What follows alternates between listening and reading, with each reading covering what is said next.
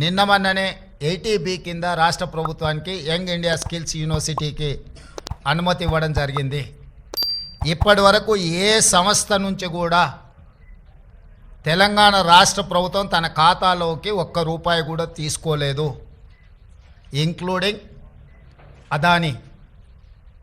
అయితే అనవసరమైన చర్చలలో తెలంగాణ ప్రతిష్ట కానీ వ్యక్తిగతంగా నా గురించి చర్చ జరగడం మా మంత్రివర్గ సహచరులకు నాకు ఎలాంటి సుతారము ఇష్టం లేదు. అందుకే స్పష్టంగా నిన్ననే రాష్ట్ర ప్రభుత్వం తరఫున అదాని గ్రూప్ ఆఫ్ కంపెనీస్కి మా అధికారి జయేష్ రంజన్ ద్వారా లేఖ రాయడం జరిగింది.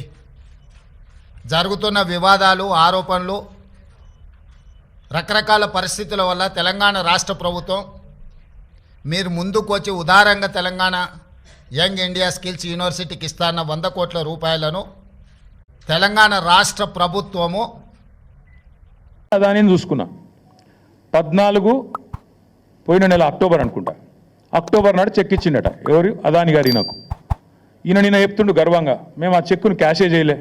నాకు తెలియక అడుగుతా బాస్, నాకు ఎవరైనా చెక్ ఇస్తే వెంటనే బ్యాంకులో వేస్తా, చెక్ క్యాష్ చేసుకుంటా. మరి నువ్వు 38 రోజులు ఎందుకు చెక్ క్యాష్ చేయలే? అయితే వానికి ఇచ్చే ఉద్దేశం అన్నా లేకపోవాలి, నీకు దాన్ని క్యాష్ చేసే ఉద్దేశం అన్నా లేకపోవాలి. లేకపోతే దాని చెక్ చూపెట్టి ఇంకెళ్ళి పైసలైనా దొబ్బిండాలా కుల్లా. ఇక ఇంతకంటే ఇక దాచితందుకు ఏం లేదు.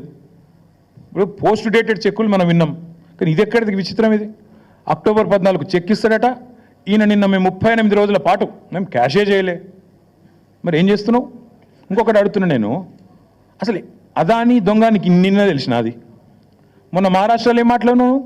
నిన్నగాక మనం వీడియో చూపెట్టమంటే చూపెడతాం. మీకు ఇప్పుడు మీరు కూడా చూసి ఉంటారని చూపెడతలేను. ఒక గజ దొంగ గుజరాత్కి వెళ్ళి వచ్చి ధారావి ల్యాండ్ ఎత్తుకపోతుండు, అక్కడ మాట్లాడతావు. ఇక్కడికి వచ్చేమో మళ్ళీ నిన్న సుధపూస లెక్క కూర్చొని నిన్ననే తెలిసింది నాకు దొంగ అని, రాహుల్ గాంధీ నెత్తిమికెళ్ళి 2 చంపంగానే తెలిసింది, ఇదివరకు తెలియదు అన్నట్టు మళ్ళీ యాక్టింగ్ లేంది, స్వాతిముత్యం యాక్టింగ్లు. నేను అనేది అదే, మొన్న గజ దొంగ అయినోడు నేను ఇక్కడ రాగానే